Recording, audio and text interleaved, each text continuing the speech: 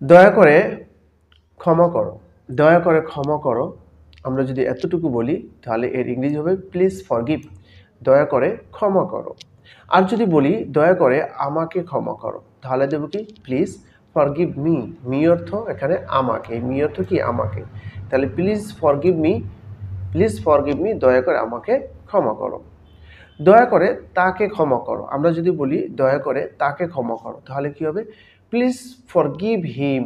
যদি পুরুষ লিঙ্গ হয় পুরুষদের ক্ষেত্রে আমরা ব্যবহার করব হিম, স্ত্রীদের ক্ষেত্রে আমরা ব্যবহার করব হার। তাহলে কি দয়া করে তাকে ক্ষমা করো, প্লিজ ফরগিভ হিম অথবা প্লিজ ফরগিভ হার। ওকে, আচ্ছা দয়া করে আমাকে দাও, দয়া করে আমাকে দাও, আমরা যদি এতটুকু বলি এতটুকুর ইংরেজি হচ্ছে please give me, please give me, দয়া করে আমাকে দাও। এবার যদি আমরা বলি দয়া করে আমাকে কিছু টাকা দাও, দয়া করে আমাকে কিছু টাকা দাও, তাহলে কি লিখবো আমরা please give me some money, please give me some money, দয়া করে আমাকে কিছু টাকা দাও। দয়া করে আমাকে একটা আপেল দাও, please give me an Apple. ঠিক আছে, এভাবে কিন্তু আমরা বলতে পারি। দয়া করে আমাকে এক গ্লাস পানি দাও, দয়া করে আমাকে এক কাপ চা দাও, এ ধরনের কথা কিন্তু আমরা বলি।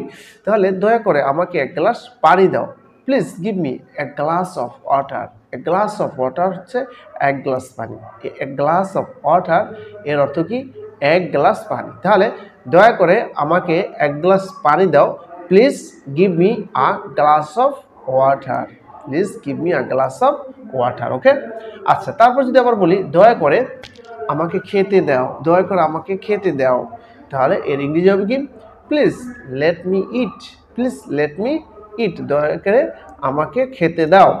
দয়া করে আমাকে ভাত খেতে দাও, দয়া করে আমাকে ভাত খেতে দাও, please let me eat rice. শুধু আমরা ভাত যোগ করে দেবো, রাইস যোগ করে দেবো, তাহলে সেন্টেন্স হয়ে গেল আরেকটা, তাই না? তাহলে please let me eat rice, দয়া করে আমাকে কি ভাত খেতে দাও।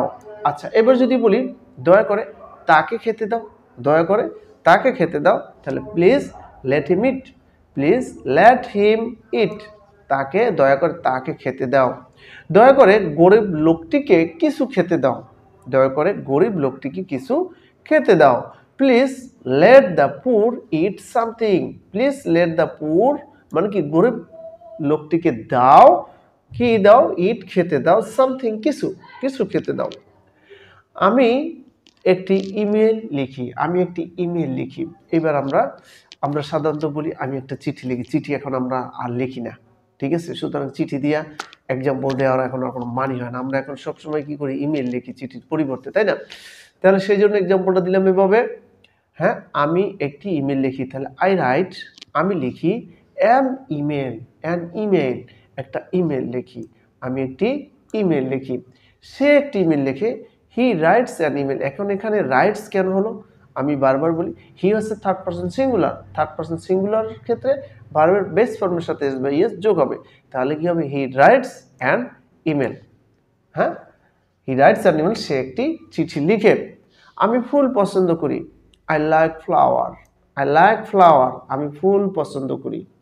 আমি আচ্ছা যদি এভাবে আমি বলি আমি ফুল পছন্দ করি, আচ্ছা তারপরে যদি বলি আমি উপন্যাস পছন্দ করি, তাহলে কী হবে আই লাইক, বা আমি উপন্যাস পড়তে পছন্দ করি, I like to read novel, আমি উপন্যাস পড়তে পছন্দ করি, এবং কিন্তু আমরা সেন্টেন্স তৈরি করতে পারি। ওকে, আচ্ছা তারপর সে আমার সাথে কথা বলে, হি অথবা she talks to me, talks to me, সে আমার সাথে কথা বলে, সে আমার সাথে কথা বলে। আচ্ছা সে তার বাবার সাথে কথা বলে, সে তার বাবার সাথে কথা বলে, হি টক্স টু হার ফাদার অথবা টু হিজ ফাদার, হার হবে স্ত্রীলিঙ্গের ক্ষেত্রে, হিজ হবে পুরুষলিঙ্গের ক্ষেত্রে। ওকে, আচ্ছা তারপরে আমি তোমার সাথে যেতে চাই, আমি তোমার সাথে যেতে চাই, I want to go with you অথবা I wanna go with you, আমি তোমার সাথে যেতে চাই।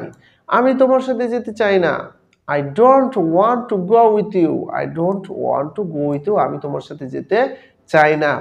আমি তোমার সাথে আমি তোমার সাথে যাব না। হ্যাঁ, মূলত এটা হবে কি আমি তোমার সাথে আমি তোমার সাথে যাব না, এই যে তোমার সাথে যাব না, এখানে ভয় হোকার হবে, ঠিক আছে?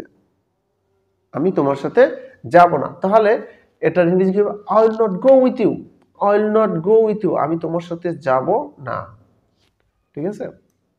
আমি তোমার সাথে যাব না। আচ্ছা, আমি তোমাকে খুঁজি, আমি বলি না আমি তোমাকে খুঁজি, আই সার্চ ইউ, সার্চ তো খোঁজা, আই সার্চ ইউ, আমি তোমাকে খুঁজি, আমি তোমাকে খুঁজতেছি, প্রেজেন্ট কন্টিনিউয়াস, তাহলে কি হবে সাবজেক্ট প্লাস অ্যামিজার প্লাস ভার্বের বেস ফর্মের সাথে আইএনজি প্লাস অবজেক্ট, তাহলে আমি তোমাকে খুঁজতেছি, I am searching you, I am searching you, আমি তোমাকে খুঁজতেছি, আমি তোমাকে সকাল থেকে খুঁজতেছি, I have been searching you since morning.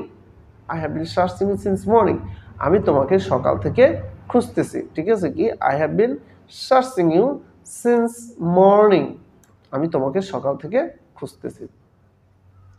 আমি তোমাকে 3 দিন যাবত খুঁজতেছি যদি এভাবে বলি তাহলে আমরা ব্যবহার করব সিজের পরিবর্তে ফর, তাহলে কি হবে I have been searching you for 3 days, for 3 days, আমি তোমাকে 3 দিন যাবত খুঁজতেছি। ওকে, আমি আশা করি, আই হোপ, আমি আশা করি, আই হোপ এর ইংরেজি আছে আই হোপ, আমি আশা করি তুমি করতে পারো, I hope you can do, আমি আশা করি তুমি করতে পারো বা তুমি করতে পারবে, ঠিক আছে। আচ্ছা, তাহলে আমি আশা করি তুমি করতে পারো এর ইংরেজিটা কি হবে I hope you can do, I hope you can do, ঠিক আছে। আচ্ছা ওকে, তারপরে আমি আশা করি তুমি কাজটি করতে পারবে, I hope you can do the work, I hope you can do the work, আমি আশা করি তুমি কাজটি করতে পারবে, আমি আশা করি তুমি সফল হবে, I hope you will be success, I hope you will be success, আমি আশা করি তুমি সফল হবে, আমি আশা করি তুমি তাকে পাবে, আমি আশা করি তুমি তাকে পাবে, I hope you will get her, আমি তো আশা করি তুমি তাকে পাবে, আই হোপ আমি আশা করি ইউ উইল গেট, তুমি পাবে হার তাকে, তুমি তাকে পাবে, আমি আশা করি তুমি খেতে পারবে, I hope you can eat, I hope you can eat, আমি আশা করি তুমি খেতে পারবে। আচ্ছা, আমি আশা করি তুমি ভাত খাবে, I hope you will eat rice, আমি আশা করি তুমি ভাত খাবে, আমি আশা করি তুমি ভাত খাবে, আমি আশা করি তুমি খেতে পারবে, I hope you can eat, আমি আশা করি তুমি পাস করবে, I hope you will pass, you will pass, তুমি পাস করবে, ঠিক আছে, আমরা এবার বলতে পারি আমি আশা করি তুমি পরীক্ষায় পাস করবে, I hope you will pass in the exam, you will pass in the exam, আমি আশা করি তুমি পরীক্ষায় পাস করবে। প্রিয় ভিউয়ার্স, আমরা যদি অনার্গল ইংরেজিতে কথা বলতে চাই আমাদের কিন্তু ঠিক এভাবে সেন্টেন্স তৈরি করতে হবে, আপনি যেটা বলবেন মনে মনে যেটা আসছে ওটারই ইংলিশ ট্রান্সলেট করা শিখতে হবে আপনাকে, ঠিক আছে, then we can speak English fluently, there is no doubt. So practice and practice, you should practice more and more, otherwise you can't speak English fluently. So dear learners, no more today, best wishes to you, all the best.